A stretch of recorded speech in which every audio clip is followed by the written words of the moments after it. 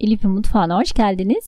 Bugün sizlerle isterseniz tencerede, isterseniz güneşte bekleterek rengiyle, kıvamıyla, lezzetiyle hayran kalacağınız iki pişirme yöntemiyle evde domates salçası tarifini paylaşmak istiyorum.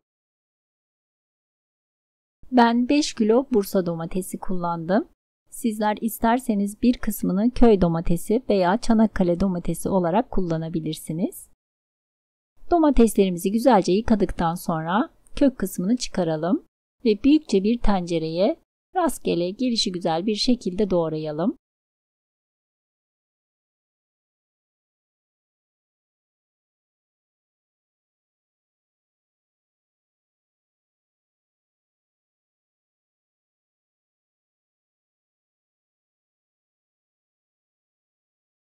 Daha sonra 1 kilo kadar kapya biberi güzelce yıkayalım.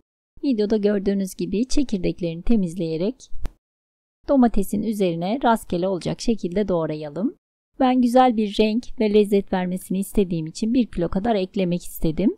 Sizler hiç eklemeden de yapabilirsiniz veya biber miktarını daha fazla da kullanabilirsiniz.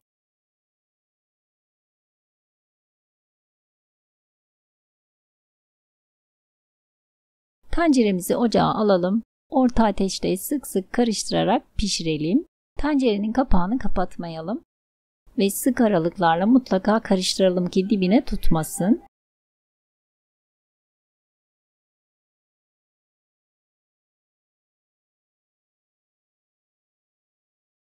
Ocaktan almaya yakın üzerine 2 silme yemek kaşığı kadar kaya tuzu ekledim.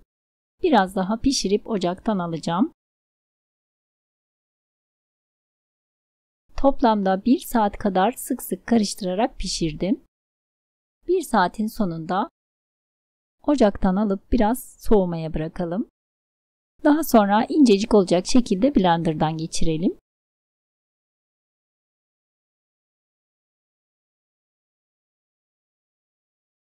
Bir tencerenin üzerine süzgeci yerleştirelim ve çektiğimiz domatesi süzgecin içine alacak kadar dökelim. Silikon bir spatula ile karıştırırsanız çok daha kolay oluyor. Karıştırarak domatesin süzülmesini sağlayalım. Ben süzgecin üzerine 2 partide dökerek karıştırdım.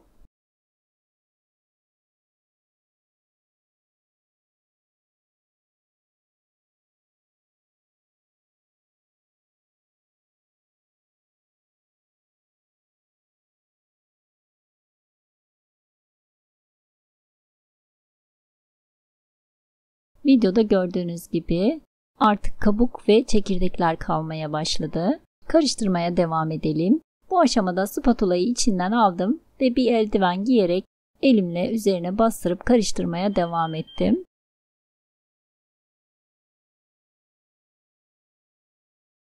Videoda da gördüğünüz gibi süzgecin üzerinde sadece çekirdek ve kabuklar kaldı. Süzgecin altındaki domatesleri de içine sıyıralım. Videoda gördüğünüz gibi benim süzgecim biraz iri delikliydi. Sizler ince delikli süzgeç kullanırsanız hiç çekirdek kaçmayacaktır. Salçamızın bir kısmını büyükçe bir fırın tepsisine döktüm. Yarısından fazlasını döktüm diyebilirim. Bir kısmını sizlere pişirerek göstermek istiyorum. Güneşte bekletme imkanı olmayanlar için. Hiç güneşte bekletmeden tencerede pişirerek de salçanızı yapabilirsiniz.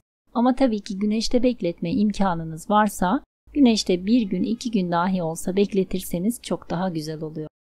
Orta ateşte sık aralıklarla karıştırarak salçamız suyunu çekene kadar pişirelim. Ben üzerini delikli bir pizza tepsisi ile kapattım. Sizler isterseniz süzgeçle de kapatabilirsiniz. Ama mutlaka üzerini kapatalım ki özellikle suyunu çekmeye başladığında etrafa çok sıçrıyor. Sık aralıklarla karıştıralım ve karıştırmamız bittiği anda tekrardan üzerini kapatalım. Videoda gördüğünüz gibi artık iyice suyunu çekti ve kıvama gelmeye başladı.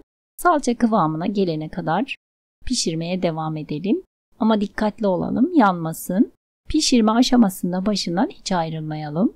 Gördüğünüz gibi salçamızın kıvamı koyulaştı. Bu aşamada maalesef kamera çekmemiş. Üzerine 3-4 yemek kaşığı kadar Zeytinyağı ekleyip güzelce karıştıralım. Önceden sabunlu suyla yıkayıp kuruladığımız kavanozlara dolduralım. Kenarlarını kağıt havluyla temizleyelim. Hiç kullanılmamış yeni kapağı da güzelce yıkayıp kaynatalım. Ve kuruladıktan sonra kavanozun kapağını sıkıca kapatalım. Videoda da gördüğünüz gibi 2 küçük kavanoz salçamız çıktı. Hiç güneşte bekletmeden tamamen pişirerek hazırladığımız domates salçası.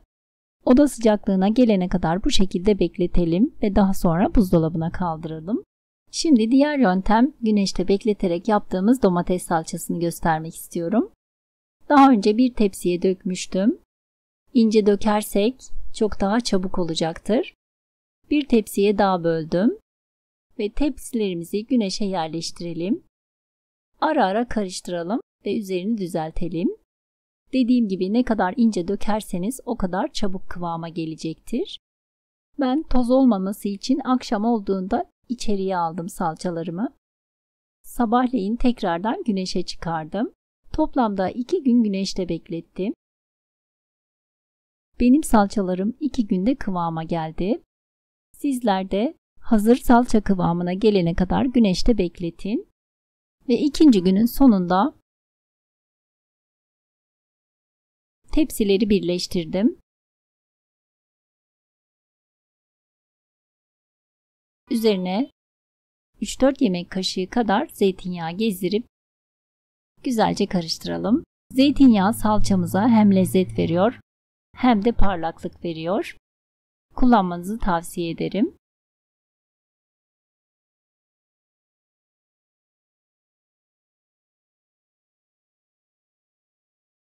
Videoda da gördüğünüz gibi kıvamıyla, rengiyle, lezzetiyle harika bir ev yapımı salça oldu. Salçamızı yine temiz kavanozun içerisine dolduralım. İyice bastırarak boşluk kalmayacak şekilde dolduralım.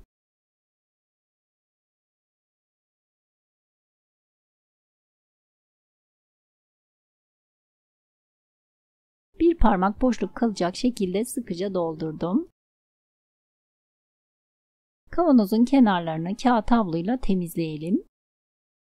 Daha sonra salçamızın havayla temasını kesmek için üzerini kaplayacak kadar zeytinyağı dökelim. Ve yine önceden yıkayıp kaynattığımız kapağımızı sıkıca kapatalım. Ve salçalarımızı buzdolabına kaldıralım. Mutlaka buzdolabında muhafaza edelim. Bu şekilde çok daha uzun süre kalacaktır. Kapağı hiç açılmadan buzdolabında aylarca muhafaza edebilirsiniz. Şimdi ben sizlere her iki salçamızın da rengini, kıvamını tekrardan göstermek istiyorum. Küçük kavanozlardaki kaynatarak hazırladığımız salçamız, güneşte bekletme imkanı olmayanlar için bu şekilde hazırlayabilirsiniz. Çok lezzetli, çok güzel oldu. Kıvamı da gördüğünüz gibi. Ve şimdi güneşte bekleterek hazırladığımız salçamız, büyük kavanozdaki salçamız güneşte bekleterek hazırladığımız salça.